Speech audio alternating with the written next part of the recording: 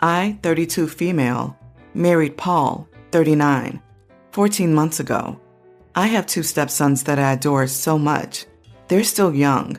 My family are fine with Paul, but aren't involved with the kids much, although they treat them well, but they don't show affection or love. I've stopped attending family gatherings because I've been told to not bring the boys with me, which is unacceptable to me and very disrespectful. My family tried to look for excuses to justify their behavior of trying to leave my boys out of family functions, but last month, they invited us all to dinner, and it went fine. Paul was shocked but happy that my family finally worked out the issue and slowly started including the boys. Last week was my sister's wedding.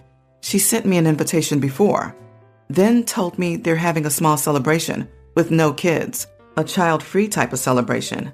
Once my brother confirmed he was coming with his wife and leaving the kids home, I thought that I could go, since the no kids rule was for the entire family. That is, until my cousin called me the night before the wedding.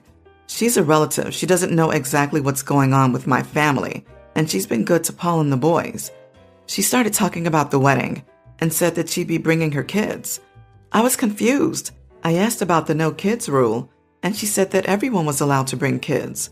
I checked with my brother's wife, and she said she was allowed to bring kids and had no idea why I asked. I confronted my sister. She said she lied, so I won't bring the boys, and that it was Mom's idea and couldn't think of a better idea because they didn't want my boys there. I yelled at them both and told them I'm not coming if my boys aren't. The day of the wedding, we packed our bags and went on a picnic since the weather was nicer and warmer. The boys had a great time and Paul as well. In the evening, I got a ton of calls and nasty texts from my mom and dad and brother for not coming to support my sister, and that I made a joke out of them and guests were looking for me, and I let them and my sister down as her older sister. My sister was upset that I missed her wedding and called me awful for being inconsiderate of her feelings. To add, the boys are well behaved. Our oldest is incredibly responsible and helpful. Our youngest is already bonded with my cousin's son who's his age. I've talked to Paul, and he said it's up to me whether I still want to be in contact with my family, but he won't be letting the boys be treated like this anymore. I understand how he felt. I feel terrible too. Yes, my family isn't supportive of me having stepkids and said that I was quick to make a decision because of Paul, but it's not true. Like I said, I couldn't imagine what Paul would have felt seeing others bringing their kids except for us. You are not wrong at all. The fact that she lied to you about it tells you all you need to know. She didn't have the guts to stand up for her awful treatment of your family, so instead she lied to try and avoid having to defend her terrible treatment of you. You not going to the wedding after how they treated you is not unfair at all, and the fact that they're offended just reeks of narcissism. So sorry, OP. The one question I have is how much this was a result of the mother's bullying the sister versus a genuine desire of the sisters. Depending on who was paying for the wedding, the sister may not have had the leverage to say, "My wedding, my guest list." And even without that, if the mother would have said, "If you invite them, your father and I will not come," sister may have felt boxed in and forced to choose. I just think it's important for OP to differentiate between the above case, where sister is a pawn in mother's longer-term war, and the case where sister regards these kids as nobodies. You are not the idiot. Your children don't have to come out of you to be your children. It doesn't matter if they are adopted, step, or by blood. Your family decided to exclude them and then lie to you about excluding them. Enabling them would massively hurt your children in the long term, so you absolutely did the right thing. You will have to endure your family harassing you, though, because they will probably never accept the consequences of their actions and blame you for sticking to your children. My brother-in-law got engaged. Mother-in-law is more thrilled than the couple and is taking them with her to visit relatives and showing, posting pictures, collecting gifts, food. I remember when my husband announced our engagement, she excused herself to the bathroom, saying she'd be back in 5 minutes. Well, I didn't see her until 2 months later. We started getting along. She's generous, sends gifts every holiday, brings food when visiting, but never quits her snarky comments, especially in public. Last week, my dear husband said my mother-in-law called and said she was coming to visit. My face looks like I ran out of oxygen. He also said that my brother-in-law and his fiancée were coming. I prepared dinner and was surprised to see my brother-in-law's fiancée brought meals with her. Mother-in-law said she had asked her to prepare a few meals to share with the family. Anyways, as soon as I put dinner on the table, mother-in-law started placing future sister-in-law's meals on the left side of the table, while mine were on the right side. Then she started comparing my meals with my sister-in-law's meals, like we're in a competition. I was shocked when mother-in-law started comparing my appetizers, main dish, salad, to what my sister-in-law brought. I couldn't eat because this was so humiliating. She kept praising sister-in-law's cooking while criticizing mine. I finally snapped when she compared my dessert to my sister-in-law's cake. I asked her what she was doing because my sister-in-law looked confused too. Mother-in-law said blatantly that she was comparing my sister-in-law's food and said sister-in-law's cooking was better. My husband told her to knock it off, but I lost it. I called her out and told her she was being mean, disrespectful to me after spending time and effort to cook. I put my foot down and told her I won't be doing anything from now on for her to criticize. I'm not a doormat for her. I'm a woman with a degree, a job, a personality, an opinion, and more importantly, integrity. Sister-in-law sided with me when mother-in-law started arguing and told her she didn't appreciate what she did and that it was unacceptable. Sister-in-law took her bag and left. Husband argued with mother-in-law and then she left. She sent a text and thanked me for putting on a show and embarrassing her and making her and family look bad in front of my brother-in-law's fiancé, who's supposed to see the best of our behavior. That now sister-in-law has a bad idea of what the family is and that I shouldn't have acted like that. My husband agreed with me being mad, but disagreed with my reaction. You are not the idiot here. She showed her true colors. You didn't let her walk all over you and treat you like garbage. I think you handled it perfectly. Good on future sister-in-law for agreeing with you too. You are not the idiot, but I am more than a little disappointed in the response of both of her sons. When you get married, and really before, a son should side with his wife, not his mother. His wife should be his number one, and not some mama's boy who always has to make his mama happy. It shouldn't have gotten all the way to dessert before they stepped in, and it shouldn't have taken you blowing up to snap some sense into them. Your mother-in-law came to your house to play a mean girl game with you and your sister-in-law. In your own house. She was cruel. Who does that? And your husband thinks you handled it poorly?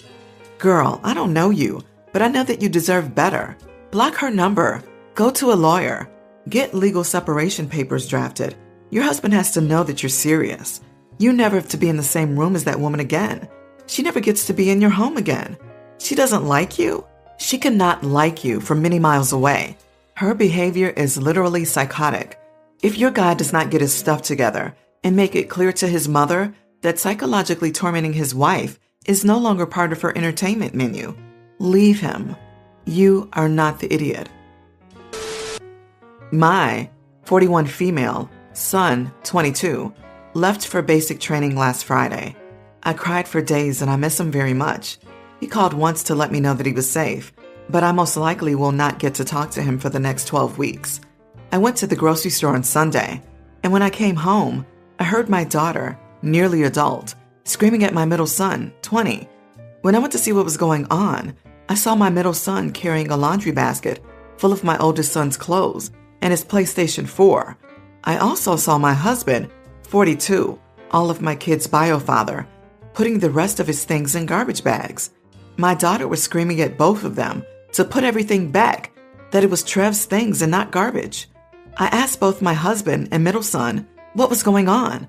My son said that his father told him to take what he wants. At that point, I was livid with both of them and said that this was still Trev's home, and that until he told me otherwise, those were still his things and they will be kept in his room until he asked for them.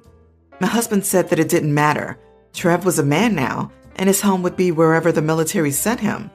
I told my husband that he was being cruel to Trev and that this would always be his home. My daughter was hysterical at this point, and I told them both that they were being despicable for treating his room and things like a shopping mall. The next day, I went out and bought a padlock for his room, and I have one key in the glove box of my car. The other will be taken to my office and locked in my filing cabinet. When my husband saw the padlock, he flipped and told me that I was being overdramatic and that this was his house and he would just take a crowbar and pry it off. I told my husband and Jeff that if I saw either of them in that room again or found that someone tampered with that lock, they would both be out of the house. My husband is now calling me a grieving war widow, and my middle son is saying that he is entitled to the bigger room now that Trev is gone. Meanwhile, all of this drama is making Trev leaving harder on my poor daughter, who is truly having a hard time with her big brother being gone. My husband is demanding I take the lock off the door and let him clean out the room. I refused to do this and told him that the only way the room is getting cleaned out would be if Trev no longer wants to live here. Am I the idiot for putting a padlock on the door? Not the idiot. I feel like a room switch could be negotiated with your sons in 12 weeks, but there's no reason at all for them to be stealing and throwing away Trev's things. They're still his things. Even if he ends up living elsewhere, one assumes he, wants his stuff. The padlock seems a bit extreme, but if husband and other son can't be trusted to stay out of the room and hands off son's stuff, it's understandable. You are not the idiot. Will your other son have all of his things put into trash bin bags too? Since he's a man as well. If your middle son wants a bigger room, he is welcome to find one in his own apartment with his new roommate, your husband. Best of luck to your son, and thank him for his service. Stay strong, Mama. Wow, it is super weird to me that your other son and your husband are acting like Trev is dead, not just away for 12 weeks. Did they hate Trev or something? It sure seems like they do, considering they're literally stealing his stuff, his space, everything, apparently without ever having discussed it with him beforehand. And their disrespect for your empty nest syndrome is also weird. It feels like they're being super passive-aggressive towards him, and you, and your daughter by extension. And with that "this is his house" crack, I'm wondering if there's some kind of beef between your husband and Trev that your husband has waited till now to vent. Or maybe he's just feeling threatened by the fact that Trev is a man now. I have no suggestions on how to get past this, because I can't see how you get past such disrespectful, cruel behavior. I'm sorry your husband and son are idiots. You are not wrong here. I'm 24, male, own my house. I bought it on my own after saving every single cent I had made for past 10 years, aside from what I bought for food, obviously. My stepdad married my mom when I was a little kid and always treated me like a burden to the household, even though I worked and provided more than he did. Not with money, but I helped my mom with all the house chores, including cooking, because her husband never lifted a finger, claiming it was the woman's job. Because of this, he would call me feminine all the time or introduce me as, "This is my wife's daughter," son, and was overall just an annoying loser. So like I said, I bought a house as soon as I possibly could, 8 months ago. It's a fixer-upper, and I got it under a foreclosure contract, so I only paid $17,000, but it's a 2-bedroom and actually really nice, so no complaints. Anyways, my mom fell and broke her hip 3 months ago, which made her lose her job. Where my stepdad is still practically a mooch, he refuses to work more than 12 hours a week, claiming it isn't worth it. They lost the house. My mom was the main breadwinner, $70,000 a year. So, Mom calls me and asks me if she and her husband could move in with me temporarily. I told her I would think about it and told her to come check the place out first, because where it does need work, the floors are old and the wood is coming up in spots, and she's still recovering from her hip. I wanted to make sure it was suitable for her. Now at this point, I hadn't really thought of saying no, and this is with knowing my stepdad was coming too. I just didn't know if it would work with her broken hip. So they come and check it out, and my stepdad is being the most ignorant I have ever witnessed, saying things like, "You know your mom can't walk on this. Why didn't you replace it yet?" After about 45 minutes of comments like this, I turned to my mom and said, "Mom, you can absolutely move in, but your husband will have to stay elsewhere, because I will be cursed if I'm subjected to his ignorance anymore." My mom nodded, said she understood completely, and then turned to him and said, "Why must you ruin everything?" and walks out. He goes off on me about how I'm ungrateful for everything he's done for me, which is nothing, by the way. Now I'm getting texts from my mom asking if I will reconsider because they can't find anywhere else, and I have stood true and said no. She can move in, but he can't. She begs, saying it's temporary. I say no, he can find somewhere else to go because I'm not going to be stressed and belittled under my own roof. Well, I'm now getting phone calls from my stepfather's family, his brother and bio son, saying that I'm an idiot and never appreciated my stepdad's efforts and that my stepdad deserves better than me. Am I the idiot? Not the idiot. It's always amazing that the people who treat others like crap act so surprised when it comes back to bite them on the butt. Absolutely 100% you, not the idiot, but he sure is. Stand your ground, welcome your mom, but tell her loser husband to find his own place to stay. You are not wrong. Why isn't his bio son taking him in if he deserves so much better? However, consider this. He will be under your roof and beholden to your rules. And my friend, it is a sweet way of mirroring it back whilst looking like the good guy. Well, if you're working and your mom is ill, then who will do all those womanly chores in lieu of rent? Stepfather wouldn't respect any rules of OPs. He'd just continue to be an idiot. This is a dangerous tactic because it can actually be difficult to get someone out who refuses to leave. Better off sticking to a firm no. I have 4 kids, 1 daughter and 3 boys. My daughter is nearly adult and my boys are younger. My 2 older children are from a previous relationship. My oldest son is autistic and also age regresses due to some pretty severe trauma he experienced. It's all therapist approved, and we have regular conversations regarding it. Age regression is essentially when someone regresses back in mental age to deal with either a traumatic event or severe stress. My son regresses to about 4, which obviously lines up with my youngest. They are the best of friends. I've never seen 2 kids get along so much in my entire life. They do everything together, and it's really sweet. My son's therapist believes this will be good for him, as our youngest can probably help my son grow up again, for lack of better terms. This has been a regular occurrence for about 6 months now. Recently took the biggest step, which was switching my 7-year-old out with his older brother. Before, my 2 youngest used to share, but my youngest was getting out of bed to go sleep in his brother's room every night. My husband and I took the steps to switch them over, and they're all much happier. My ex, however, is not happy. He's always been weird about the regression thing, but when my daughter let it slip, my son doesn't want contact with him. He blew up my phone, accusing me of all sorts, namely that I was trying to make my son a fruity, which doesn't make any sense, and I don't want to look into why he thinks that. Basically, he contacted my parents, who also think I'm doing wrong by my kids. And are you essentially calling me a bad mother? They said while they understand that my son needs help, letting him share a room with his baby brother isn't going to do anyone good. I originally thought I was in the right, but now I'm second-guessing myself. My husband insists I'm doing the right thing, but we can always reverse it if I think we need to. So I come to you because I'm at a loss. Am I wrong here? You are not wrong. It was approved by his therapist, and that's what matters. It's ridiculous your ex and your parents think they know more than a mental health professional. It can also be detrimental to the therapy if your ex and parents are undermining the therapy efforts made by you, your son, or the therapist. That's something to keep an eye on. You are not wrong.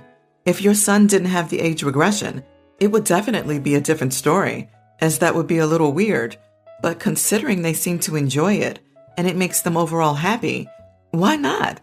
Just because your ex isn't comfortable with age regression doesn't mean it's not happening, and clearly it's not hurting anyone that matters in the situation.